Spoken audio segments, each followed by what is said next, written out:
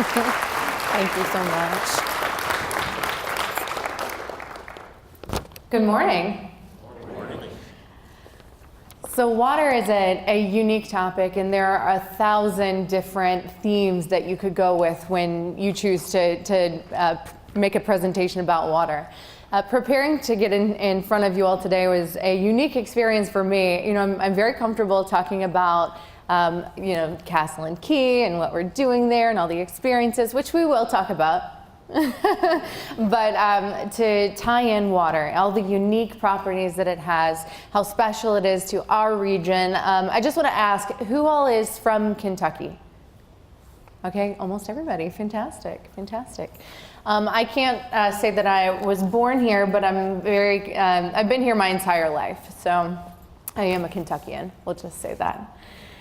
So 70% of our earth is water, as is 65% of our own bodies. Water is as complex as it is simple. As a chemical engineer, the properties of water are particularly unique. In comparison to other chemical compounds that are combined with hydrogen, it takes more energy to break it down, to make it boil or to freeze.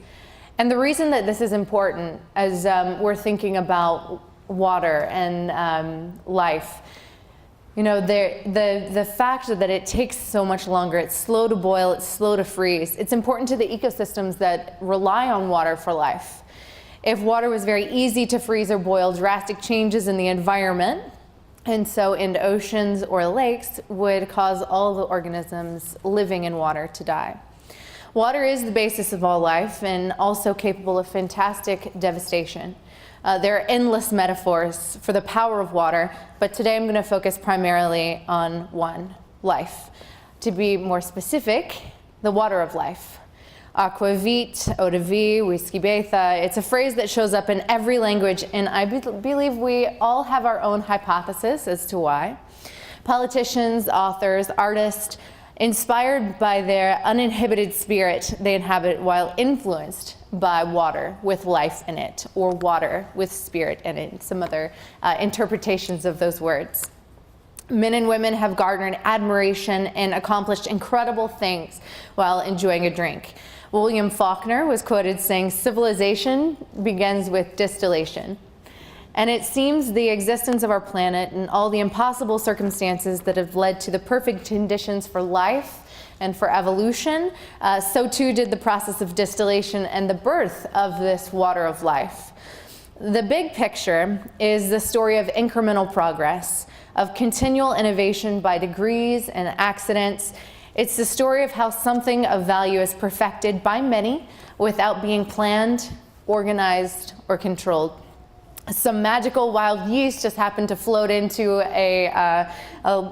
into some cooked grain, and just by luck, the person that found the fermented mixture was curious about it, rather than seeing it as spoiled and discarding it, killing all of our hope for future Thirsty Thursdays and Sunday Fun Days.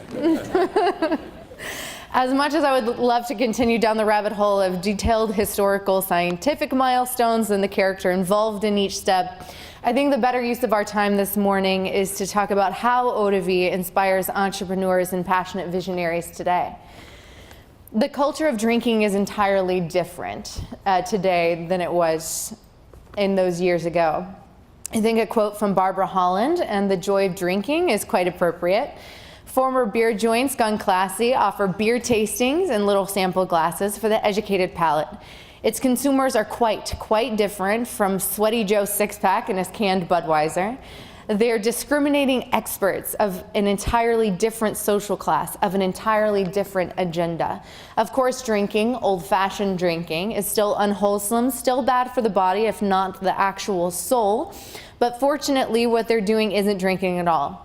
They aren't drinkers. They're connoisseurs and critics, priests of rituals, sniffers and tasters, discerning scholars, scaling thoughtfully into their glass. Fun has nothing to do with it, and they never break into song. My job is to continue from my side of the bottle, inside, to push the envelope and to give you sippers and sniffers something that makes you think, perhaps makes you slow down and ruminate on all of the life that lives within the water, all of my life that has been translated into booze. I feel it is an art. Many people say that. I feel like the work of any artist is the reflection of their values, their perspective, their personal journey. And what I want from consumers of the art that I create is to begin to understand the evolution and perhaps transformation that I have undergone to get to this stage. So I'm not going to talk so much about, the the molecular properties of water anymore, and go into, my journey as a, if I were to go back 10 years ago when I first started in this industry, I wouldn't have told you that I was an artist. I was a very creative child, in my mind, at least. Always coming up with stories. I loved to write. I loved writing poetry. I loved creating art. Not the most talented artist in my family, but definitely passionate about it. And as time went on, I actually helped my mom open a business. So I skipped a lot of life there. But what it comes down to, I think, is the influence of those who raised me. My dad was always playing the guitar. My mom was always involved in something creative and also an entrepreneur. And that rubbed off on me. When I was coming to the end of high school, it was time for me to choose what I wanted to do, my big girl job. And I couldn't really decide. So my mom offered, if I wanted to go into business with her and open this consignment art and craft boutique. The theme of her boutique was actually horses. It was called Pattywicks. It was a horse-themed candle store. So she had always been in love with their beauty and the elegance of horses as through my childhood and as she raised us. We started the business, and it was a lot of fun, an incredible learning experience. I got to be a little bit creative, but also learning all of these things, doing inventory and stocking and running the numbers, doing for the taxes and all that stuff. We didn't last very long. About a year and a half after opening this business, we shut down. So what do they say? Fail early, fail fast. So got that one out of the way. So Castle and Key is good to go. So once we finished, we decided that Pattywicks couldn't stay open. I had to figure it out. I had to decide what I wanted to pursue. And I'm a huge nerd. I'll just go ahead and throw that out there, as you might have already figured out about me. I love math and science, which seems like it doesn't really fit with someone who claims to be so creative, this left brain, right brain kind of thing. So it's something that I've learned about myself over time, and I think specifically because of my involvement in this industry, learning all the amazing things that you can do with grain and water and wood, combining that together to create these beautiful flavor profiles. It's truly magical. Also very scientific, but a lot of magic and mystery as well. I chose chemical engineering. My dad suggested it, and I thought it was really cool because I used to work on cars when I was in high school. So I was in an auto shop my junior and senior year, and so a lot of similarities, I think, between going through the engine of a car, looking at all the different systems, the fluid dynamics and the heat exchange and all of those things that keep your engine running, into how to create bourbon, how to make all these different products. Chemical engineering is a very diverse career option. So when it came down to it, I was like, yeah, let's do that. I started at the University of Louisville, and really, I know, I feel shame.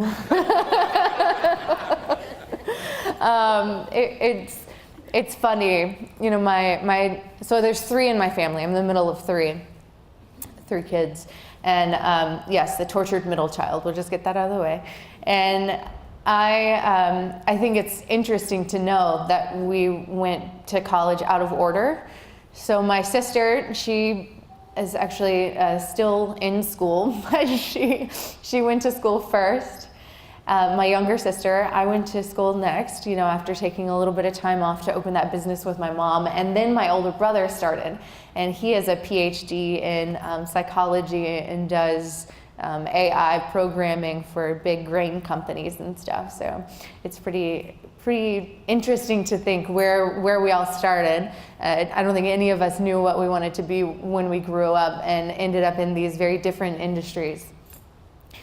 I think what really put the nail in the coffin for me to get into this industry, producing this beautiful spirit and contributing to the experience of life, is that it gave me the opportunity. It's a very safe job for a chemical engineer getting into the spirits industry. You don't have to worry about big explosive reactors. I can drink what I make, which I think is fairly uncommon. I don't know if y'all know any chemical engineers, but they're producing really scary chemicals and have to wear lots of PPE. I still wear the PPE, but I can go up to the still and stick my finger underneath and taste it to evaluate the quality. That's what I'm doing. So, the safety, the creativity, the opportunity to be innovative really drew me in. Interesting thing about myself is I didn't drink bourbon before starting in the industry. I was more of a rum and tequila drinker. Not a very sophisticated palate. I had always known that I had a pretty good sense of smell. I just had no idea how that all translated together. So your sense of smell is actually 3/5 of your sense of taste. So I had this, natural born smelling ability, and that translated really quickly into being able to identify these unique characteristics of spirits. It was unfortunate that I just didn't like what I was smelling all day long. It was also fun, going through that process. The evolution and transformation that happens when you're so passionate about something, and maybe you don't even fully understand why at that moment. I got a job at Brown-Forman as an intern back in 2009, and I was so stoked. I really thought that what I wanted to do when I grew up was renewable energy, and found my way into this incredible company. And I at the end of the day, of all the things that you can make with corn, why in the world would you make fuel when you could make bourbon with it? I mean, I think we can all agree that bourbon is a renewable energy. Renews my energy. So I started working for Brown-Forman, and what I learned about myself through all of those years, and I have a million stories to tell, and if you ever catch me out at a bar, you can ask me about the nights that I spent on the still at Jack Daniel's, and the process of determining how we would filter Tabasco sauce to put in Southern Comfort. That wasn't fun. Sorry, got a little bit of a PTSD moment from all the capsaicin in the air. There were so many incredible opportunities to learn and to create. It's okay. What came back to me again was the creativity and the inspiration and the excitement over what I could maybe do that was different in the industry. So fast forward a little bit, I've been working for Brown-Forman for about 6 years, and I get a LinkedIn message from my now partner, Wes Murray. Thank you, Jamie. Yep. And in his words, it was the most difficult message that he's ever compiled. He had a limited number of characters, and in that short segment, he had to convey, interest in getting me out, the specialness of what they wanted to do with this historic distillery, and also not sound creepy.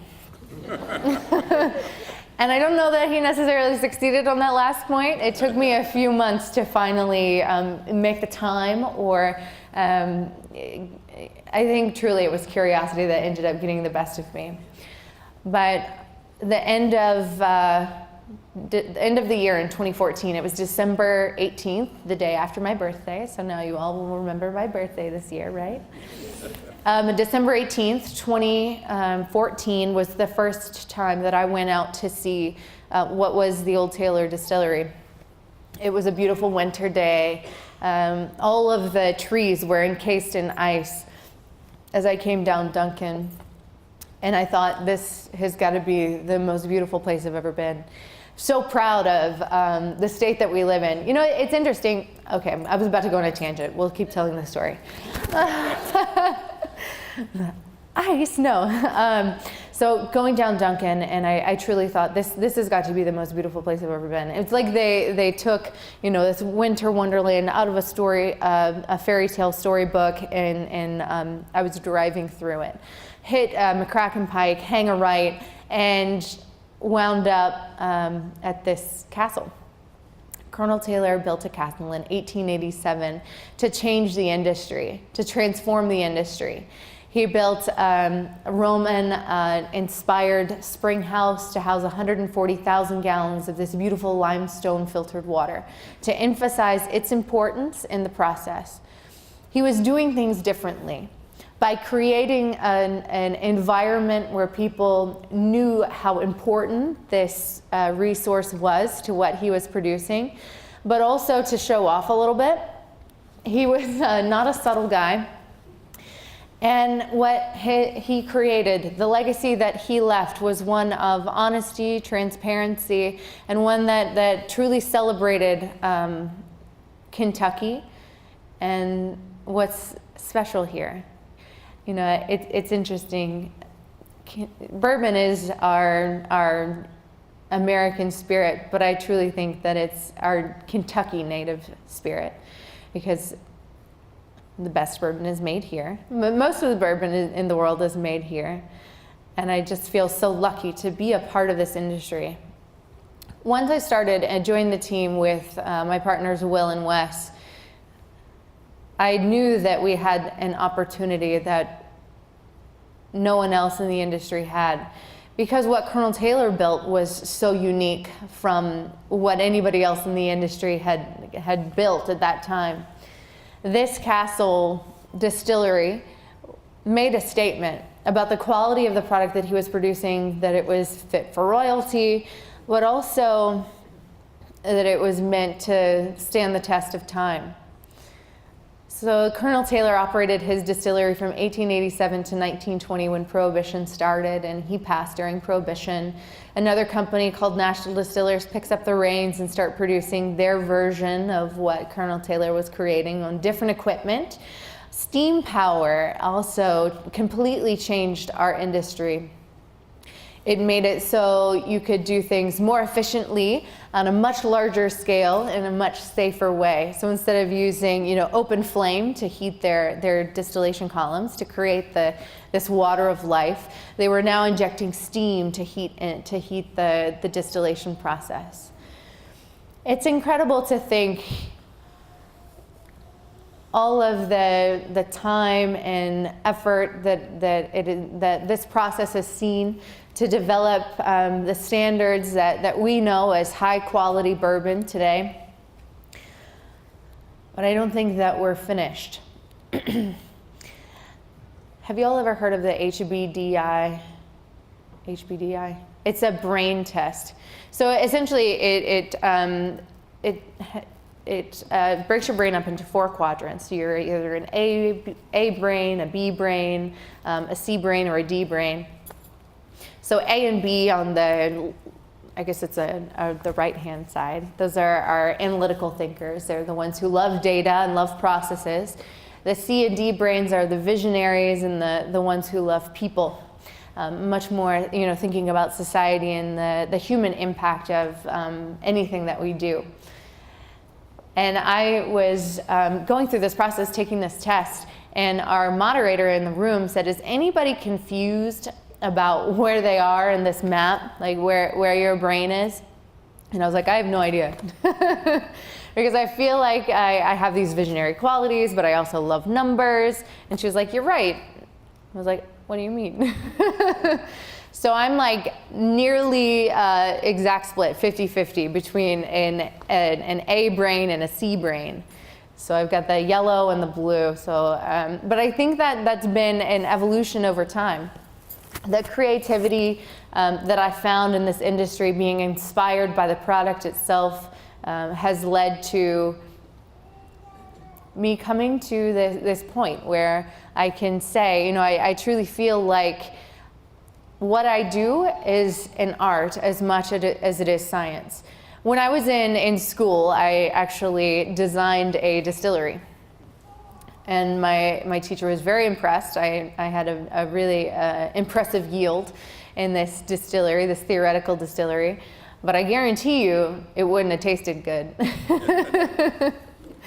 So it's having that time in the seat and understanding the trade-offs that we make to benefit the product that we want to share with the world at the end of the day. I've kind of strayed a little bit from the theme, but what I hope that you all come away with when I'm done rambling here is that there's so much opportunity for us to transform and evolve if we're not scared of what might lie ahead of us. If we stick so firmly in the rivers that are comfortable to us, we might not ever break free, finding the cracks and crevices that water tends to find, being fluid and open to new opportunities that might come our way. There's a lot to be inspired by water, by horses, by bourbon, by Kentucky. And I feel just so blessed to be up here in front of you all this morning and getting to chat about that. But I guess at this point, maybe we can take some questions. Yeah. 100% of the water that you use then to distill all of your products come from the spring? That's a great question. So the question was, does 100% of the water that you use to distill your products come from the spring? And the answer is not 100%. You know, we have some domestic water that we use to make up, and there have been seasons where the water in the spring wasn't quite as cold as we hoped it would be, so we used some chilled domestic water to make up the difference and cool it down.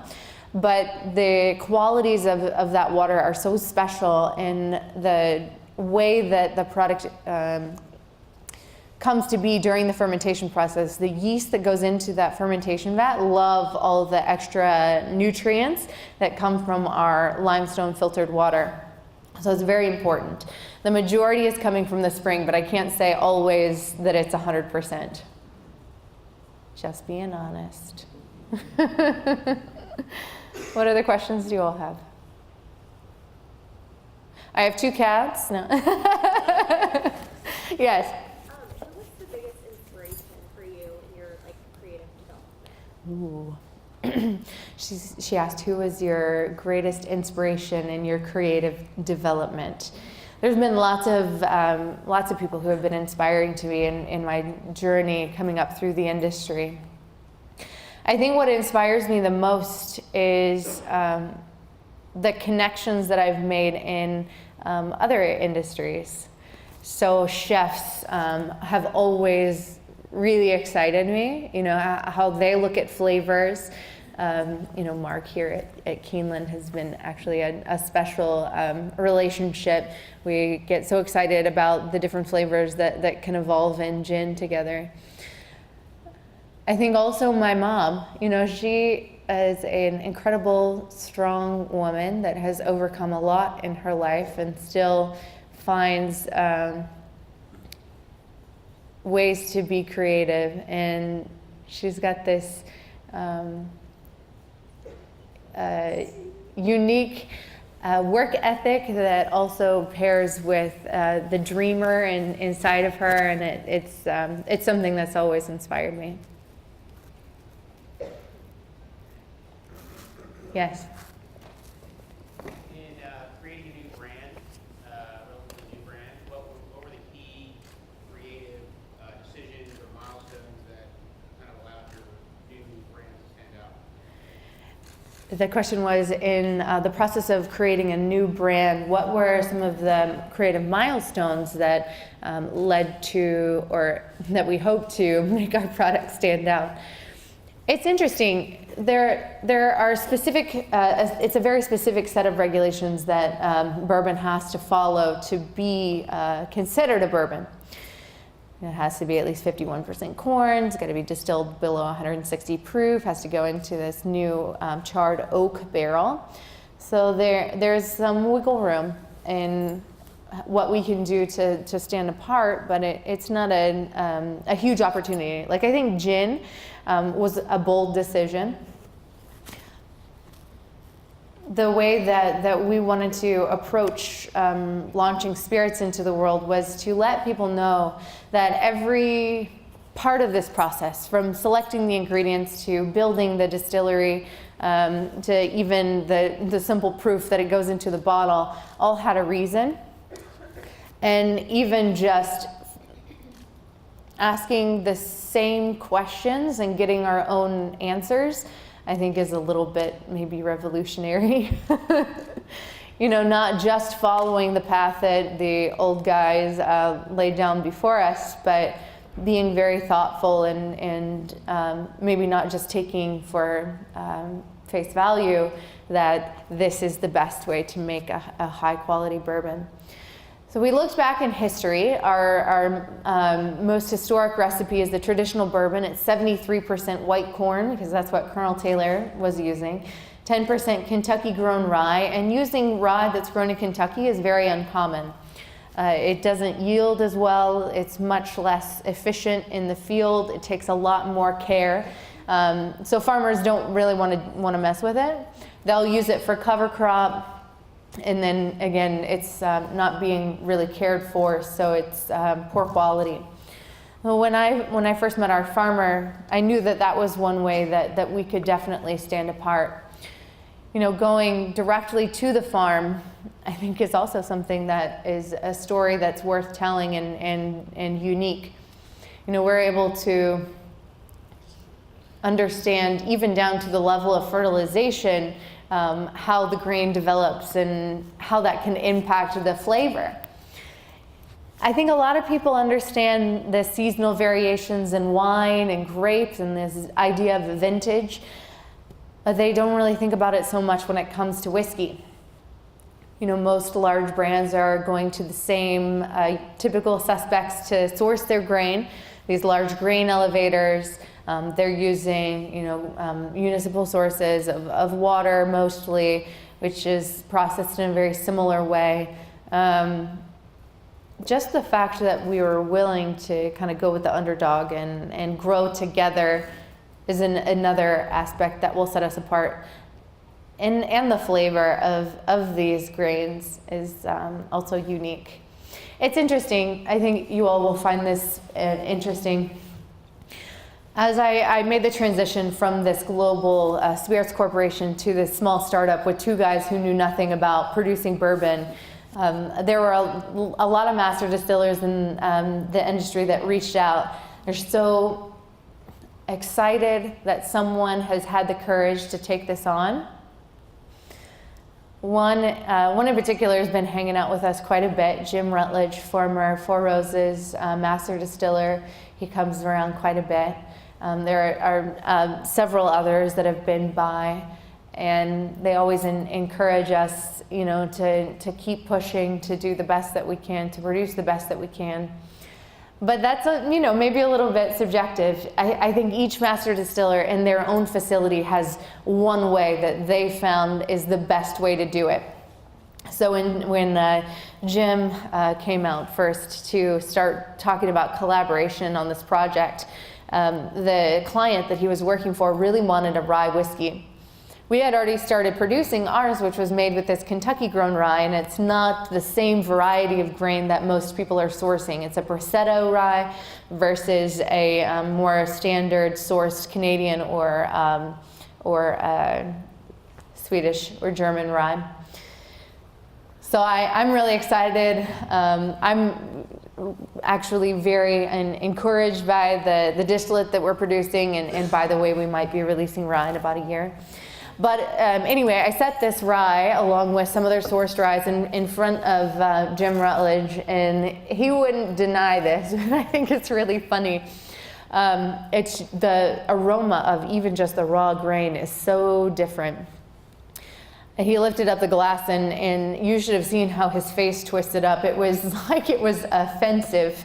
And I think that, after creating what you consider, a product that you poured your heart in, this was his art, something that you poured your heart into for nearly half a century, that difference would kind of be offensive. But luckily I didn't take it too personally, and we kept producing the products in the way that we thought was the best. And I'm really excited to share those with you here in a little while. I think we are at time. Okay, we're at time, but maybe real fast since you went like this. So, seeing that water is so important to your product, are you concerned about microplastics Oh gosh. going up in your water, and how are you possibly addressing it? I haven't done much research on the impact of microplastics to the process, the fermentation process or the distillation process. I do know that plastic is not non-volatile, so it would probably go out with the slop through distillation. I'd have to do more testing on that. The thing about making bourbon, we care a lot about the quality of the water that comes into the process. But way back when, I don't know that they had as sophisticated measurement tools to know, exactly what the quality of the water was. And by nature, it sanitizes the whole thing. So, back in even now, moonshiners, they can use. I read an article recently that was called plague water. So you can use pretty dirty water and still produce a nice product because it sanitizes through the whole thing. And sometimes we invite little microorganisms into the party because they change the flavors. But to get back to your question, I don't have a good answer for you, but I'm excited to learn more about it. Thank you.